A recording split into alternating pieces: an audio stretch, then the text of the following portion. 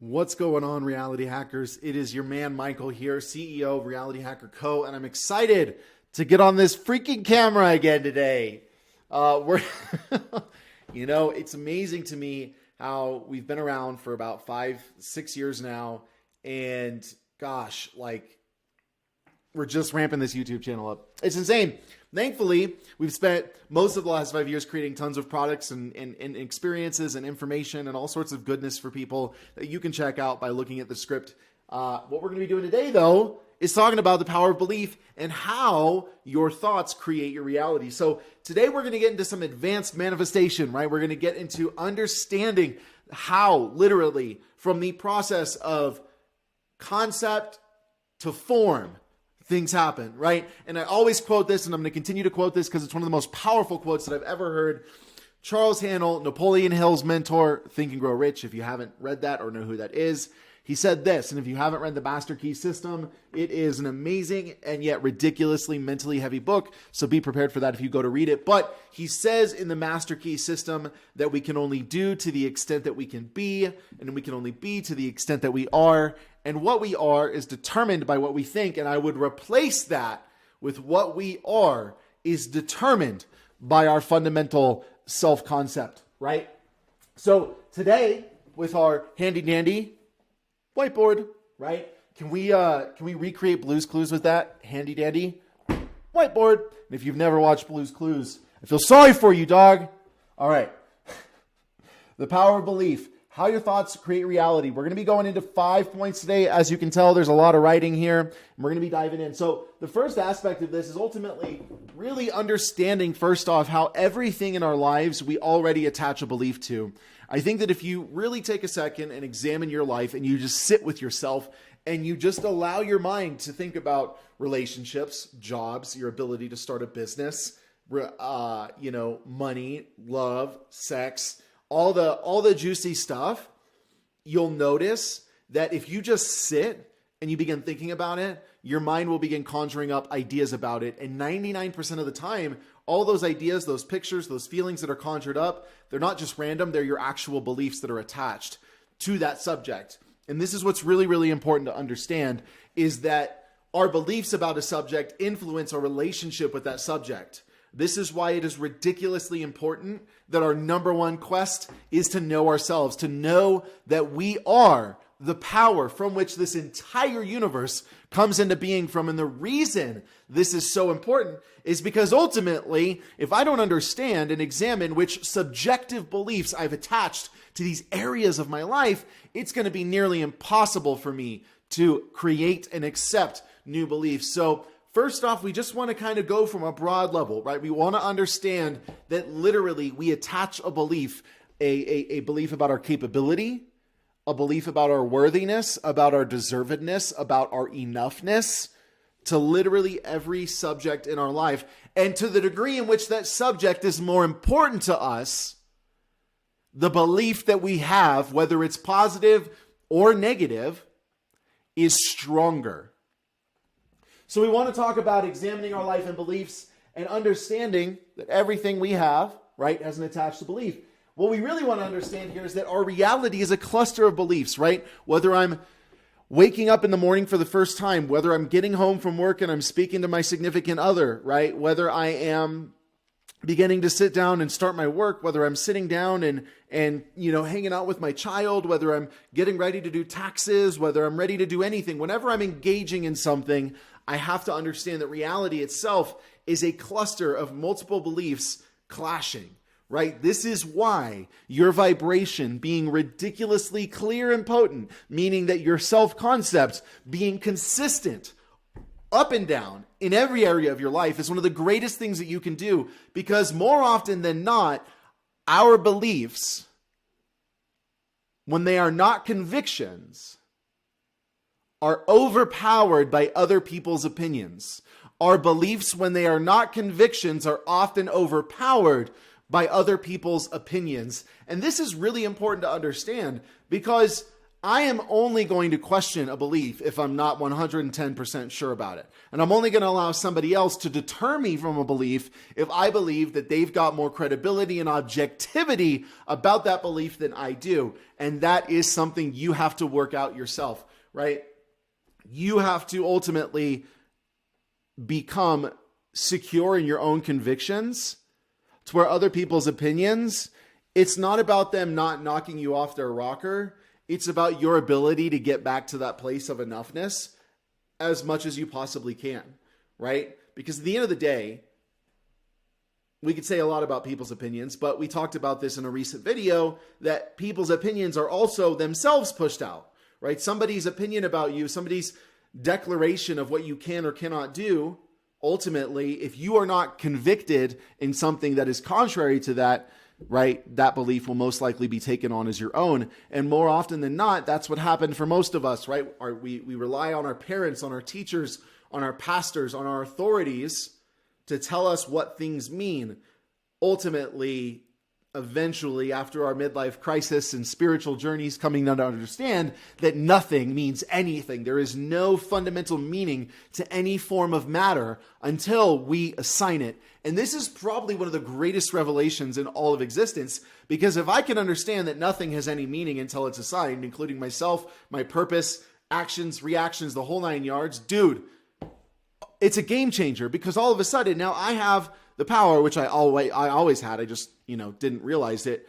I have the power to assign meaning, to determine truth for myself. And the only person that is going to determine, should I say the only thing that's going to determine what is true for you, is the belief that is held most dear at your core, right? So I want to examine my life, and I want to see that every single area of my life, I have beliefs attached to it. I then want to understand how reality, right, is a cluster of beliefs. So I attach a belief, the belief compounds on itself. I begin to experience life, business, jobs, happiness, relationships, blah, blah, blah, all these different aspects and fragments of human life, realizing that there are clusters and layers of belief existing on top of each other that contribute to the experiences that I have. And I want you to think about it. We are technically, right, the body is a 3 or 4 dimensional object. The body is a 4-dimensional object, sight, hearing, up, down, left, right, back, forward, depth, width, height, the whole 9 yards, right? We are not one-dimensional creatures. The humans are not one-dimensional bodies or one-dimensional forms of matter. So naturally, every belief carries layers upon itself. What we have to understand about belief is that belief is solidification of consciousness into thought form. And I'm not sure if you can read that here, right? But you've heard Neville talk about conditioned consciousness. Belief is consciousness solidified into thought form, right? Conditioned consciousness. And once that belief is accepted, okay, there is a world of thoughts, of sub-beliefs, of expectations, of actions, experiences, reactions that are built in, right? Every single belief has a built-in worldview. It has a built-in sub-belief or layers of sub-beliefs. It has built-in expectations that come with that belief. There's actions that are available as an inventory to that belief, and ultimately experience as a result. And let's pause on that for a second, because a lot of people, they don't believe that, or at least in my experience, Neville talks about we have free will to choose our state of consciousness. We don't have free will to choose how we'll act. And I want you to think about this for a second, right? If you're playing a video game and you're choosing a character, I think back to Tony Hawk Pro Skater for the Nintendo 64 way back in the late 90s, right? Every skater has their own special. No skaters can do the same special. And obviously we're taking this lightly, but when you change your character, right, a whole nother player appears, costumes, boards, trucks, wheels, the whole 9 yards, right? Whole new character appears, whole new set of tricks, whole new set of inventories. And that's what happens when we enter into a new state. We're selecting a new character. And in that character are beliefs, sub-beliefs, expectations, worldviews, available actions to take, right, that are within the confines and capability and the potential of that character. And as a result, there are outcomes and experiences that come forth. Now, ultimately, on top of this, right? So what have we covered so far? We understand A, that every area of our life we attach a belief to, right? We understand that B, reality is a cluster of beliefs. Reality is literally a conglomerate of multiple layers of beliefs built on top of each other. We understand that belief is the solidification of thought into conditioned form, right? Of consciousness into conditioned form. And we understand that once belief is accepted, a layer and sub-layer of beliefs, of worldviews, perceptions, actions, experiences, and the gambit come with it, right? And then what we want to understand here is that each belief is a self-contained kit of fulfillment, right? Neville says that every desire is a prophetic word from God. Every belief is a self-contained kit of fulfillment or a self-fulfilling prophecy, right? Really, really, really, really, really important here that I understand that I cannot entertain and engage and immerse myself in a belief without opening myself up to the full kit that comes from. And on the other end of that, that's the really amazing thing about this journey. When I immerse myself in a new belief, when I immerse myself in a new system of thought, a new system of being, I'm going to become aware of what is available to me, right? You'll notice when you move into positive and higher states of consciousness, the way you look at the world literally changes. Things are revealed to you that weren't there before. You look at things in a way you didn't see them before. And it's not because they've changed. It's because you've changed. And that's what makes this amazing. You are the totality of the universe experiencing itself subjectively, and there is nothing that is ever going to take that away from you. The only person that will become detrimentally affected by you not believing that is you, and ultimately everybody else you're meant to help and impact. So what benefit is it in not wrapping my head, my body, around the understanding of how beliefs work? This will allow me to go throughout my day. Here's the thing. We talk about this, and we talk about this in so many ways, because ultimately, at the end of the day, beliefs are completely subjective, and you can have, be, and do anything that you want, right? That does not change. And this is what we're trying to really affect here in you, is that no matter what it is that you believe, if you believe it with conviction, if it is natural, right? If it is nonchalant, William Blake said, what seems to be is for those to whom it seems to be, right? The way it is the way it is for those who say that's the way it is. Whatever the way it is for you, right?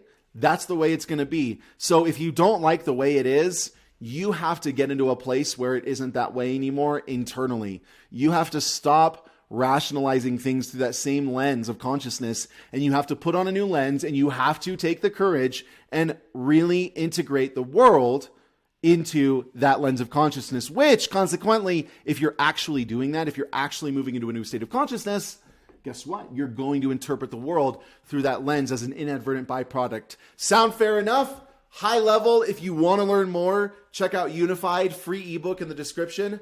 The I Am Experience, also in the description. Lots of hypnosises, lots of resources for you here. You are amazing, wonderful, loved, awesome, beautiful, gorgeous, adequate.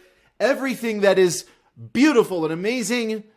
And if you liked what we talked about today, go ahead and like, subscribe, share, comment, turn on the notification bell. Do what you do, my friend. Because without you, we don't go anywhere. Sounds good? You're amazing, you're awesome, you're lovely, and I'm looking forward to seeing you soon.